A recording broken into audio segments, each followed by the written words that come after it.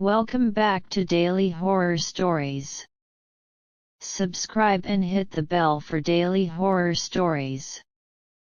The Curse of Munjya. The year was 2007. In a small coastal village in Maharashtra lived two best friends named Arjun and Samir. They had grown up together. They studied in the same school, played on the same beaches, and spent nearly every day side by side. The villagers often joked that they were more like brothers than friends. Neither Arjun nor Samir believed in ghosts. They laughed at old legends. They mocked superstitions. And unfortunately, that confidence would lead them straight into a nightmare. Near their village stood an ancient peepal tree. It grew on top of a hill overlooking the sea. The tree was enormous. Its roots spread across the ground like giant snakes. Its branches stretched so far that they blocked the moonlight beneath them. Every elder in the village warned people to stay away from it after sunset. They claimed a spirit lived there. A spirit known as Munjya. According to local folklore, Munjya was the restless soul of a boy who had died before reaching adulthood. Over time, loneliness and anger transformed the spirit into something dark and dangerous. Most villagers respected the warning. Arjun and Samir did not. One evening during the monsoon season, the two friends sat in a tea shop listening to old villagers tell stories. An elderly fisherman spoke about strange sounds coming from the peepal tree. Another man claimed he had seen glowing blue eyes watching him from the darkness. The entire shop listened carefully. Except Arjun. He laughed loudly. Those stories are for children. Several elders frowned. The fisherman leaned closer. You should never insult what you don't understand. Samir smiled nervously. But Arjun continued laughing. If this Munjya exists, I'll go visit him tonight. The old men exchanged worried glances. The fisherman slowly replied. Then pray he doesn't notice you. The entire shop fell silent. For a moment, even Arjun felt uncomfortable. But his pride wouldn't allow him to admit it. That night, around 11 o'clock, Arjun and Samir sneaked out of their homes. Armed with flashlights and confidence, they climbed the hill toward the peepal tree. The wind howled through the forest. Dark clouds covered the moon. As they approached the tree, both boys noticed something strange. The forest had become completely silent. No insects. No birds. No animals. Nothing. It felt unnatural. As though every living creature had abandoned the area. Samir stopped walking. Maybe we should go back. Arjun rolled his eyes. Don't tell me you're scared. I'm serious. Arjun ignored him and continued toward the tree. When they finally reached it, they stood beneath its enormous branches. The tree looked even larger up close. Its twisted bark almost resembled a human face. For several moments, nothing happened. Arjun laughed. See, just a tree. Then he pulled a pocket knife from his pocket. Samir's eyes widened. What are you doing? I'm leaving proof that we were here." Before Samir could stop him, Arjun carved his initials into the bark. AR. The moment the blade cut through the tree, a freezing wind swept through the forest. Both boys froze. The leaves above them began shaking violently. Yet there was no storm. No strong wind. Only the tree was moving. Samir grabbed Arjun's arm. "Let's leave. Right now." For the first time, Arjun felt uneasy. Then something landed behind them. Thud. Slowly they turned around. Nothing. Only darkness.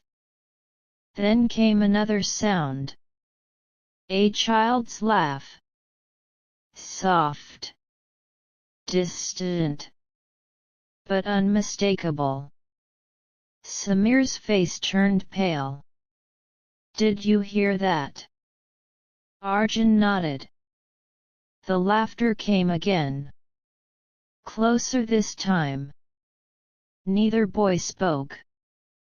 Then their flashlights suddenly went out.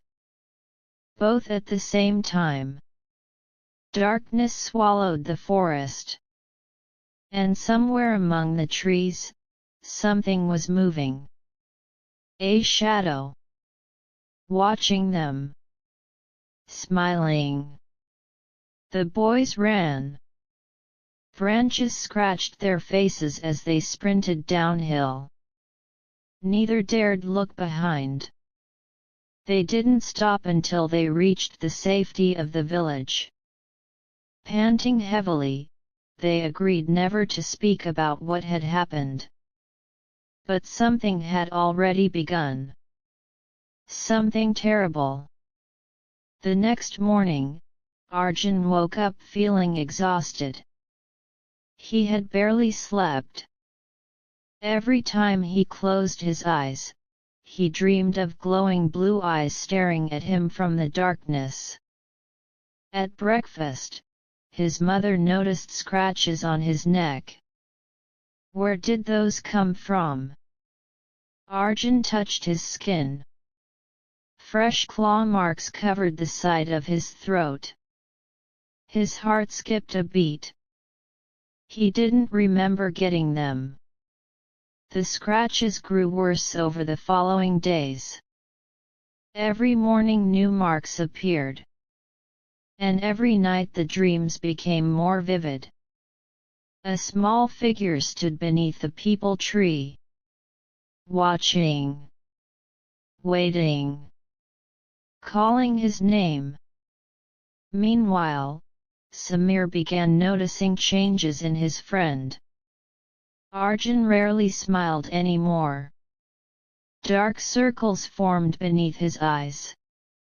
He became quiet. Angry. Distracted. Then one evening, Samir witnessed something horrifying. He had gone to visit Arjun unexpectedly. The bedroom window was open. As Samir approached the house, he looked inside. Arjun was standing in the middle of the room, speaking to someone. But the room was empty. At least, it should have been. Because standing in the corner was a small shadow. A child-sized figure with glowing blue eyes. Samir froze. The creature slowly turned its head. And looked directly at him. Its smile stretched unnaturally wide. Samir stumbled backward. The figure vanished instantly. When he entered the house moments later, Arjun was alone. "Who were you talking to?" Samir asked. Arjun looked confused. "No one." "You weren't alone." "I said I was alone." His voice sounded cold. Wrong. Samir left feeling terrified. Something had attached itself to Arjun. And it was growing stronger. 3 nights later, disaster struck. A violent storm covered the village. Around midnight, screams echoed through the streets. Villagers rushed from their homes. A young farmer had been found dead near the hill. His body was twisted unnaturally. His face frozen in terror. Deep claw marks covered his chest. Nearby, someone had found strange footprints. Small footprints, like those of a child. The village elders immediately understood. Munjya had awakened. And someone had disturbed his tree. When they discovered Arjun's carved initials on the bark, the truth became clear. The curse had begun. The village priest was summoned. An elderly man named Pandit Ravi. He listened carefully before delivering terrible news. Munjya has marked the boy. Samir's heart sank. Can we save him? The priest remained silent for several moments. Then he nodded. There is one way. The ritual would have to be performed beneath the peepal tree before the next new moon. If they failed, Arjun's soul would belong to Munjya forever. The following night, Samir, the priest, and several villagers climbed the hill carrying lanterns. Arjun came willingly. Almost too willingly. As they approached the tree, his expression changed. His eyes began glowing faint blue. The priest started chanting ancient prayers. The air became ice cold. Then the ground shook. Roots burst from the earth. Villagers screamed. Several were knocked aside. And from the darkness emerged Munjya. He looked like a child made of twisted bark and shadows. His blue eyes burned like fire. His smile revealed rows of sharp teeth. The creature pointed at Arjun. He belongs to me. The priest continued chanting. Munjya roared. The forest trembled. Branches snapped. Roots attacked from every direction. Chaos erupted.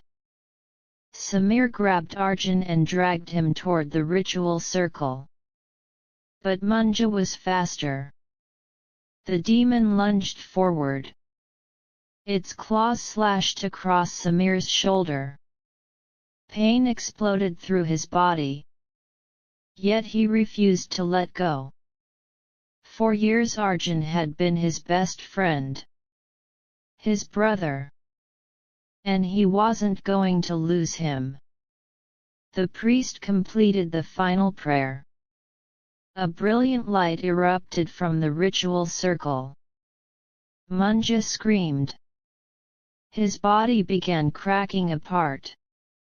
Dark smoke poured from the cracks.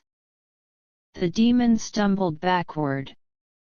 For the first time, he looked afraid. The light grew brighter and brighter, until the entire hill was illuminated. Then came one final scream. A scream filled with anger, loneliness, and sorrow. Munjya's body shattered into black ash. The wind carried it into the night. And he was gone. Forever. The curse ended. Arjun survived. But neither boy ever forgot what happened. Years later, they still avoided the hill. The peepal tree eventually died. its branches withered, its roots rotted away. Yet old villagers still tell the story. Because on certain stormy nights, some people claim they hear a child laughing in the distance. A faint laugh carried by the wind. And whenever they hear it, they lock their doors, close their windows, and whisper a single name: Munjya.